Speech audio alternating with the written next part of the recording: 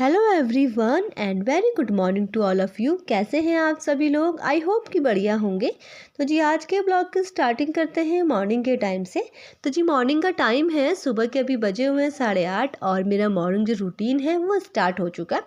तो एक्चुअल में morning routine तो मॉर्निंग में ही स्टार्ट हो जाता है सुबह 6 बजे, क्योंकि मैं 6 बजे उठ चुकी थी। दैन उसके बाद मैं फटाफट फ्रेशअप हुई और मैंने बच्चों के लिए ब्रेकफास्ट रेडी किया। तो आजकल बच्चों का जो स्कूल का टाइमिंग है थोड़ा सा चेंज हो चुका है ठंडे की वजह से। तो बच्चों का जो टाइमिंग थोड़ा लेट हो गया, तो हम लोग भी थोड़ा लेट से उठते हैं। देन उसके बाद बच्चों के लिए आज हमने ब्रेकफास्ट में बनाया था आलू की पूरियाँ। फिर बच्चों को फटाफट से रेडी किया, उनको स्कूल भेज दिया। तो अभी सिरोला जी जा चुके हैं ड्यूटी और बच्चे जा चुके हैं स्कूल को। तो अब जितना भी टाइमिंग है मुझे अपने घर का काम करना है, बाकी अपना जो लंच है उसकी तैयारी करनी है। तो सबसे पहले देखिए मैं यहाँ पे झाड़ू लगा लूँगी। और आजकल ना झाड़ू में इतने ज़्यादा में बाल आ रहे हैं ना, मैं आपको बता नहीं सकती, क्योंकि हेयर फॉल की प्रॉब्लम्स हर किसी को बहुत ज़्यादा हो रही है। स्पेशली जब से हम यहाँ पे आए ना, यहाँ पे तो का पानी ऐसा है कि मतलब बहुत सारे बाल एकदम झड़ने लग जा रहे हैं। तो यहाँ पे फटाफट से मैंने झाड़ू लगा लिया था। उसके बाद मुझे यहाँ पे लगाना था पोछा। तो इस टाइम पे क्या होता है कि घर पे कोई नहीं होता और काम बहुत आसानी से हो जाता है, क्योंकि जब बच्चे घर पे होते हैं ना तो बच्चे यहाँ वहाँ चलते रहते हैं और उससे हम पोछा लगाते हैं। ठंडियों में पोछा भी ना काफ़ी लेट सूखता है। गर्मियों में क्या होता है कि हल्का सा फैन ऑन कर दो तो फटाफट से हमारा जो पोछा है सूख जाता है। बट ठंडियों में ऐसा नहीं होता, चाहे आप कितनी देर फैन ऑन करो 5 से 10 मिनट तो सूखने में लगते ही है। तो बस यही प्लस पॉइंट है कि बच्चे नहीं होते तो कोई भी ख़राब नहीं होता, जैसा था एज इट इज़ ऐसा ही रहता है। वरना क्या है ना, बच्चे कभी इस रूम पे जाते हैं कभी उस रूम पे जाते हैं, तो घर पे बहुत सारा तहलका मच जाता है। तो यहाँ पे देखिए मैं पोछा लगाने लग गई हूँ और पोछा मैं फटाफट मॉप की सहायता से लगा रही हूँ, क्योंकि बहुत सारे काम थे जो पेंडिंग थे जो मुझे करने थे। तो पोछा लगने के बाद मैं आ चुकी हूँ अपने डाइनिंग टेबल के साथ। तो जैसे कि मैं झाड़ू पोछा करने से पहले हमेशा अपने रूम को ऑर्गेनाइज़ करती हूँ, मैं हमेशा आपके साथ शेयर करती हूँ। तो यहाँ पे देखिए मैंने अपने डाइनिंग टेबल को अच्छे से ऑर्गेनाइज़ कर लिया था और उसके बाद ही मैंने झाड़ू यहाँ पे लगाया हुआ था। तो फटाफट से पोछा भी सूख चुका था। देन उसके बाद मैंने सोचा क्यों ना आज यहाँ पे मैं ये वाला मैट बिछाती हूँ, क्योंकि ना अभी क्या है कि पहले तो मैं छोटा सा मैट बिछाती थी, बट अब ठंडियाँ हो चुकी हैं और बच्चे बार बार ये जो चेयर है इससे ऊपर नीचे करते हैं। तो क्या होता है कि बच्चों को ठंडा लगता है। तो मैं सोची थी क्यों ना इसी को बिछा लेता हूँ, जब बच्चों को खाना खाना हो तो बच्चे आराम से इस पर बैठ के खाना खा लेंगे, तो बार बार बिछाने का कोई प्रॉब्लम नहीं होगा। तो यहाँ पे देखिए थोड़ा सा ना ये खिसक रहा था, तो मैंने क्या किया, जो मेरी चेयर है चेयर को इसके नीचे दबा दिया ताकि ये खिसके ना और अच्छे से एकदम बिछा रहे। तो इससे थोड़ा बहुत रूम पे एक अलग सा चेंजमेंट भी आया, रूम थोड़ा सा इससे अच्छा लग रहा है। देन उसके बाद जितने भी डोरमेट्स थे वो सारे मैं बिछा लूँगी। और मुझे लेना था शावर, जो मैंने अभी नहीं ले रखा था, बट उससे पहले मुझे कुछ बहुत जो मेरे कपड़े हैं उनको धोने थे। तो नॉर्मल जो डेली यूज़ के मेरे कपड़े होते हैं उसको मैं फटाफट से लॉन्ड्री बास्केट से निकाल लूँगी, क्योंकि क्या होता है ना कि बच्चे सारे कपड़े लॉन्ड्री बास्केट में रख लेते हैं। और स्पेशली ना ये सॉक्स हो गए, अपने स्कूल की यूनिफॉर्म हो गई, स्कूल से आते हैं और यहीं पे खोल के रख देते हैं। तो वो सब मुझे अलग अलग करना पड़ता है, उनकी छटनी करनी पड़ती है। देन उसके बाद जाके ही मैं अपने जो वॉशिंग मशीन है वो इसमें सारे के सारे जो कपड़े हैं वॉश करने वाले वो इसमें ऐड कर लेती हूँ। तो देखिए एक काम मेरा ये भी हो जाएगा और साथ में फटाफट से मेरे घर के और भी काम हो जाएंगे। तो इस तरीके से काम करो ना, दो दो काम एक साथ, तो काम आसानी से हो जाता है। एक साइड से कपड़े धुलते हैं, एक साइड से घर का काम हो जाता है। देन उसके बाद मैं चली गई थी शावर लेने, और शावर लेने के बाद थोड़ी देर मैंने किया रेस्ट। और उस टाइम पे ना मैं बस अपने जो कपड़े थे उनको सेट आउट कर रही थी। और उसके बाद दिन का बज चुका था 11 और मुझे अभी टाइमिंग है 11 बजे की, तो मुझे लंच का तैयारी करनी थी। तो लंच के लिए आज सिरोजा जी ने पहले से ही डिमांड कर रखा था कि उन्हें पालक की सब्जी और चावल खाना है, क्योंकि पालक ना ही 2 दिन से लाए हुए रखा हुआ था, बट मैंने इसको नहीं साफ़ किया, क्योंकि मुझे ना हरी सब्जी उतनी पसंद नहीं है। हाँ, बन जाती है तो मैं खा लेती हूँ, बट होता है ना कि एक एक्साइटमेंट होता है किसी चीज़ को बनाने का, तो वो नहीं है, वो उतना पसंद नहीं है। बट हाँ, सिरोला जी जब लेके आते हैं ना लगभग वही वॉश करते हैं और वही इसको काट देते हैं, क्योंकि अगर सब्ज़ी कटी हो तो मैं फटाफट छौंका मार देती हूँ। तो फिर यहाँ पे देखिए मैंने कहा चलो ठीक है अभी आज यही बना लेती हूँ, क्योंकि पालक को अगर ज़्यादा दिन तक आप फ्रिज में भी रखोगे ना तो पालक ख़राब हो जाता है। और पालक को तो वैसे भी हमने बिना धोए फ्रिज पे रखा हुआ था।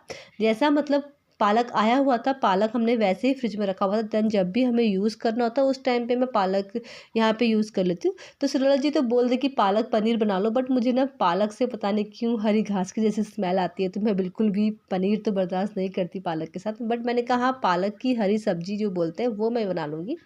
तो यहाँ पे देखिए पालक की सारी छटनी करने के बाद मैंने उसको अच्छे से वॉश कर लिया, क्योंकि काफ़ी ज़्यादा इसमें मिट्टी थी। आप देख सकते हैं पानी में कितनी गंदगी सी, कितनी मिट्टी सी आ रही थी। तो फिर मैंने दोबारा इसको अच्छे से और क्लीन किया। तो पालक को धोने के बाद मैंने इसको रख दिया था एक छन्नी में, तो जिससे जितना भी इसका पानी है वो फटाफट से पानी निकल जाए और पालक एकदम सूख जाए। क्योंकि क्या होता है ना, पालक को बनाने में पानी बहुत ज़्यादा पालक पानी छोड़ता है, तो इस वजह से क्या होता है कि टाइम लगता है। अगर पालक थोड़ा सा सूखा हो तो जल्दी बन जाता है। तो यहाँ पे सारा का सारा पालक मेरा वॉश हो चुका था। देन उसके बाद मुझे याद आया कि अरे मुझे तो मलाई का मक्खन भी निकालना था। मतलब मैंने मॉर्निंग में ही ना जो मेरा जग है उसको बाहर रख लिया था। अभी आजकल मैं क्या कर रही हूँ ना, मैं आजकल मिक्सी में नहीं बना रही हूँ, मैं आजकल घर पे ही मतलब हाथ से ही बना ले रही हूँ। और जो ये है ना मतलब मेथने के लिए, ये मैंने बहुत पहले ले लिया था, बट इसका यूज़ आजकल हो रहा है और काफ़ी ज़्यादा आसानी से बन भी जा रहा है। वरना मिक्सी में क्या होता है ना कि मिक्सी ख़राब होती है, फिर मिक्सी का जार ख़राब होता है, फिर ऐसे करते करते ना बहुत सारे बर्तन ख़राब हो जाते हैं। बट इसमें क्या है, बस सिर्फ ये 2 बर्तन ही ख़राब होते हैं। तो मैंने इस तरीके से बनाया। देन उसके बाद मैं आ चुकी हूँ किचन में और देखिए फटाफट से जितना भी मक्खन इसमें हो रखा था सब मैं इसको साइड कर लूँगी। तो इससे क्या होता है ना कि हमें देखिए इतने दूर रह रहे हैं हम, उसके बाद भी हमें फ्रेश घी मिल जाता है। हालाँकि घी इतना नहीं होता, बट ऐसा है कि हाँ, शाम के टाइम पे हमारी रोटी चुपड़ने के लिए या रोटी में घी लगाने के लिए ये हमारे लिए बहुत अच्छा है और बहुत खुशबू भी आती है, बच्चों को भी काफ़ी ज़्यादा ये पसंद आता है। तो मैं हमेशा ऐसा ही करती हूँ कि जितनी भी मलाई होती है उसको फटाफट से इकट्ठा कर लिया, तो 15 दिन में उसको फटाफट से अच्छे से मक्खन निकाल लिया। और उसके बाद देखिए जब आपका मक्खन निकलता है ना, तो इसको अच्छे से वॉश कर लीजिएगा, क्योंकि अगर वॉश नहीं करेंगे ना तो थोड़े दिनों बाद घी से एक हल्की सी स्मेल आना स्टार्ट हो जाती है, क्योंकि काफ़ी दिन से रखा होता है ना मलाई, तो इस वजह से।